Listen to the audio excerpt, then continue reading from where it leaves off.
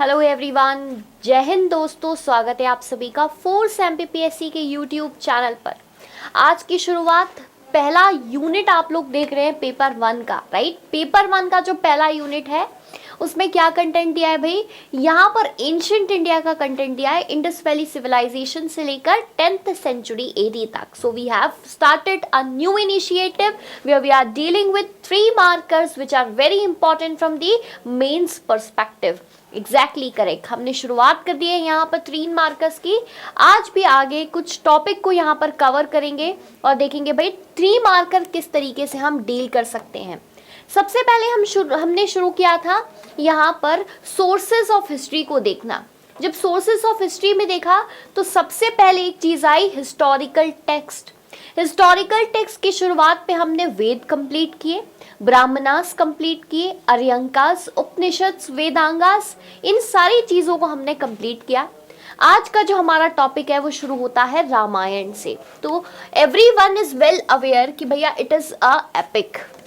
क्या है भाई ये एक एपिक है। Ramayana along with Mahabharata is a holy epic of Hinduism, right. तो अगर हम रामायण की बात करें तो भाई इसे कब कंपाइल किया गया था, तो 600 BC से लेकर के 600 AD तक का कंपाइलेशन किसका आता है भाई, रामायण तक का आता है। ठीक है, रामायण को हम आदि काव्य के नाम से भी जानते हैं। किस नाम से जानते हैं, रामायण को हम आदि काव्य के नाम से भी जानते हैं। और ये पूरे देश का या पूरे वर्ल्ड का अगर आप कहें तो it is the oldest epic of the world. क्या है ये, ओल्डेस्ट एपिक है वर्ल्ड का। यहाँ पर हमें लॉर्ड राम और उनसे एसोसिएटेड आसपास की सारी कहानियां देखने को मिलती हैं। अगर आप 600 BC से लेकर के 600 AD का समय देखें तो it was the time where mahajanapada was residing. उसी तरीके से अगर हम बात करें तो राम भगवान, अयोध्या और ये सारी कहानियां हमें देखने को मिली। बेसिकली ये थ्रो कर रहा है लाइट ऑन द पॉलिटिकल, ठीक है, किस तरह यहाँ पर राजनीति चलती थी, सोशल, सामाजिक और इसके साथ साथ रिलीजियस लाइफ के बारे में भी हमें ये बताता है। From 400 BC to 400 AD, right. Compose किसने किया था भाई, तो कंपोज्ड बाय वाल्मीकि, राइट। उस समय पर एक पॉपुलर सेंट हुआ करते थे जिनका नाम था वाल्मीकि। वाल्मीकि ने रामायण को क्या किया था, कंपाइल किया था। अगर आप लोगों ने रामायण कहानी देखी हो तो बहुत ही ज्यादा क्लियर हो जाएगा। 3 मार्कर का क्वेश्चन आता है तो भाई 3 पॉइंट लिखेंगे सीधे सीधे, कब कंपाइल की गई, किसने कंपाइल करी और हमें ये बताती क्या है, तो पॉलिटिकल, सोशल और इसके साथ साथ रिलीजियस लाइफ बताती है। समय लिख दीजिए 400 BC से लेकर के 400 AD तक का टाइम फ्रेम बताएगी। ठीक है, तो भाई पहला पॉइंटर यहां पर कंप्लीट होता है। आगे बढ़िएगा, आगे बढ़ते हैं, महाभारत की तरफ आएंगे भाई।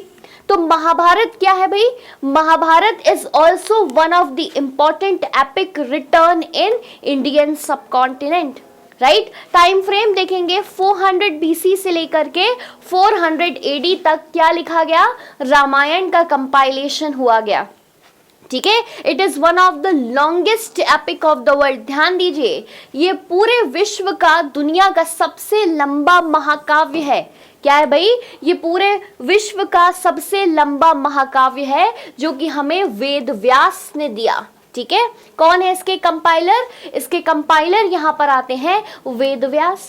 ठीक, हमें महाभारत का युद्ध या महाभारत का काव्य एक चीज सिखाता है, इट क्लेम्स दैट यन भारते तन भारते। अब इसका मतलब क्या है, इसको समझेंगे।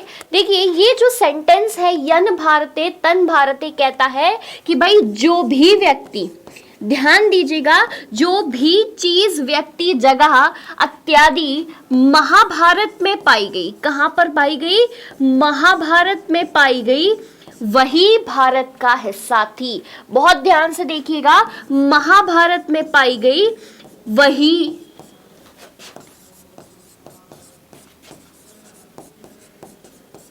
भारत का हिस्सा थी।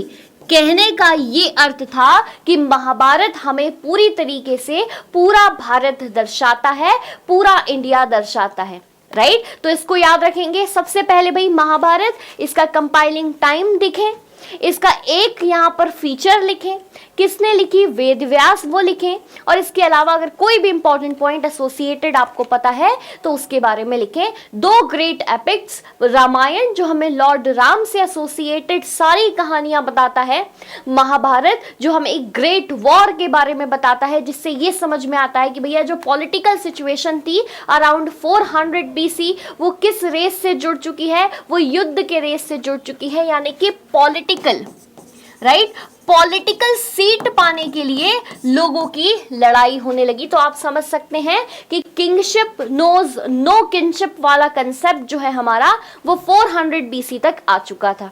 ठीक है, चलिए आगे बढ़ते हैं, अगले पॉइंटर की तरफ बढ़ेंगे भाई।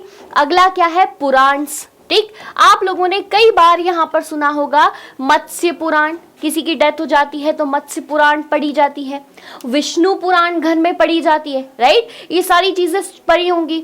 अगर पॉइंटर्स आ जाए आपका 3 मार्कर आ जाता है पुराण पर लिखने पर, तो क्या लिखोगे, इस समय हम कंफ्यूजन में चले जाते हैं कि भाई क्या लिखे हैं पुराण के बारे में, है ना। तो भाई सबसे पहले इस शब्द पुराण का मतलब लिख दीजिए।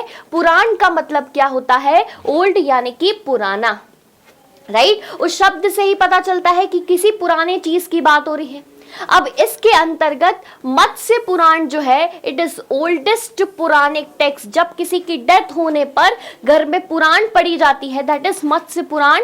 मत्स्य Purana is the oldest Puranic text. ठीक है, इसके साथ साथ they described 5 subjects, very very important, जितनी भी पुराण है आपके पास, राइट, ये हमें 5 सब्जेक्ट्स एक्सप्लेन करती हैं, और ये 5 सब्जेक्ट्स यानी कि 5 विषय हमारे लिए बहुत ज्यादा इंपॉर्टेंट होते हैं। अगर ये आप लिख कर आएंगे तो that will be very very helpful for your answer. सबसे पहला शब्द क्या है यहाँ पर, सर्ग। ध्यान दीजिएगा भाई, पुराण के अंतर्गत सबसे पहला शब्द आपको जो समझ में आता है वो है सर्ग। सर्ग का मतलब होता है क्रिएशन ऑफ द वर्ल्ड, यानी कि विश्व का, क्या भाई, विश्व का निर्माण हमें पुराण बताते हैं। आगे बढ़िए, प्रतिसर्ग। प्रतिसर्ग हमें रिक्रिएशन के बारे में बताते हैं, यानी कि पुनः निर्माण के बारे में बताते हैं। ध्यान दीजिएगा, पुनः निर्माण के बारे में बताते हैं। अगर विश्व खत्म होता है तो इसका पुनः निर्माण कैसा होगा, ये हमें पुराण से पता चलता है प्रतिसर्ग के अंतर्गत, राइट। आगे बढ़िए, वंशा। भाई वंशा क्या है, वंशा यानी कि जेनोलॉजीज ऑफ गॉड्स एंड ऋषि। ठीक, गॉड्स एंड ऋषि यानी कि भाई देवताओं और ऋषियों की वंशावली, उनके वंश के बारे में हमें पता चलता है। ठीक, ये आगे बढ़ेंगे, मानव अवतारा यानी कि रीन ऑफ मैन, मनुष्य का जो भी समय काल रहा वो किस तरीके से बदलाव में आता गया। ह्यूमन एवोल्यूशन के बारे में भी हमें इसी से पता चलता है। और इसका आखिरी वेरी वेरी इंपॉर्टेंट, वंशानुचरितम। अगर आप हिस्ट्री यानी कि इतिहास पर्पस से देखें तो ये जो वंशानुचरितम है ये हमारे लिए बहुत ही ज्यादा इंपॉर्टेंट टॉपिक है भाई, that tells about the genealogies of various dynasties, right. ये हमें अलग अलग वंश का बारे में पूरे समय सीमा, उनके राजा, ये सारी इंफॉर्मेशन देती है। तो हिस्टोरिकल पॉइंट ऑफ व्यू से इंपॉर्टेंट हो गया पुराण, बिल्कुल। पुराण का मतलब देखा था भाई ओल्ड। कंपाइलेशन टाइम देखें तो 600 BC से लेकर के 600 AD तक कंपाइल हुए हैं। ठीक, 5 मेन इंपॉर्टेंट बातों के बारे में बताते हैं, सर्ग, विसर्ग, प्रतिसर्ग, वंशा, मानव अवतारा, वंशानुचरितम। ठीक है, तो हो गया पुराण कंप्लीट। आगे आइए, नेक्स्ट यहाँ पर 4th पॉइंट देखेंगे, उपवेदा। भाई वेद के भी उपवेद है। ठीक, ये समझिएगा, 3 मार्कर आता है आपके पास, उपवेद लिखिए। नहीं समझ में आ रहा क्या लिखेंगे, ठीक है, तो यही चीज यहां पर समझिए। उपवेद क्या है, दे आर ऑक्सिलरी वेदास, यानी कि वेदों के सहायक है बेटा। क्या है, ये वेदों के सहायक है, ये वेद को समझाने में सहायता करते हैं। जैसे अगर आप समझे आयुर्वेद, आपने कई बार सुना होगा आयुर्वेद, राइट। आयुर्वेद उन 4 वेदों में तो नहीं जुड़ा जा रहा, क्योंकि ये किसी वेद का सहायक है, ये ऋग्वेद का सहायक है। ठीक है, हो गई कहानी क्लियर। क्या होते हैं उपवेद, वेदों के सहायक होते हैं, जिस तरीके से आयुर्वेद ऋग्वेद का सहायक है। आगे बढ़ेंगे, गंधर्व वेद। ठीक है, गंधर्व वेद किसका है भाई, सामवेद का सहायक है। ठीक, आगे बढ़िए। धनुर्वेद जो हमें आर्चरी की पूरी डिटेल देता है वो यजुर्वेद का सहायक है। और आखिरी में आपका आता है शिल्पवेद, यानी कि आर्ट्स एंड क्राफ्ट से रिलेटेड। ध्यान दीजिए बेटा, आर्ट्स एंड क्राफ्ट से रिलेटेड ये अथर्ववेद का सहायक है। ठीक, तो होप सो आप लोगों को उपवेदा की कहानी क्लियर हो गई हो। एक बार फटाफट से देखिए, उपवेद ऑक्सिलरी वेद होते हैं, यानी कि सहायक वेद होते हैं। जैसे कि आयुर्वेद का सहायक वेद है ऋग्वेदा, गंधर्व वेद का सहायक वेद है सामवेदा, धनुर्वेद का हो गया यजुर्वेदा और शिल्प वेद का हो गया अथर्ववेदा। होप सो ये कहानी क्लियर हो। ठीक, एक आखिरी पॉइंट यहां पर आप लोग देखेंगे जो कि हमें इंडियन फिलॉसफी के बारे में बताता है, शब्द दर्शन। राइट, अब ये शब्द दर्शन क्या है? ये भी हिस्टोरिकल टेक्स्ट है जो कि एंशियंट टाइम्स पर लिखे गए। क्या है भाई? हिस्टोरिकल टेक्स्ट हैं जो कि एंशियंट समय पर, प्राचीन समय पर लिखे गए। इसी को हम इंडियन फिलॉसफीज कहते हैं। ठीक है, क्या है बेटा? ये भारतीय दर्शन का ज्ञान है, भारतीय दर्शन का ज्ञान है। ऐसी 6 फिलॉसफीज हमें मिली हैं। ठीक, देखिए क्या होता है कि एक मनुष्य का जो अंतरिम यहाँ पर एम होता है, गोल होता है, एंड गोल, वो क्या होता है भाई? यहाँ पर मोक्ष की प्राप्ति करना। ध्यान दीजिएगा, क्या है? मोक्ष की प्राप्ति करना। तो अलग अलग फिलोसोफर्स ने कहा कि भैया मोक्ष की प्राप्ति करने के लिए अलग अलग जरिए हैं। जैसे कि हम बात करें कपिला की। ठीक, तो कपिला ने हमें कौन सा दर्शन बताया? सांख्य दर्शन के बारे में बताया, यानी कि न्यूमेरिकल वैल्यूज के बारे में बताया।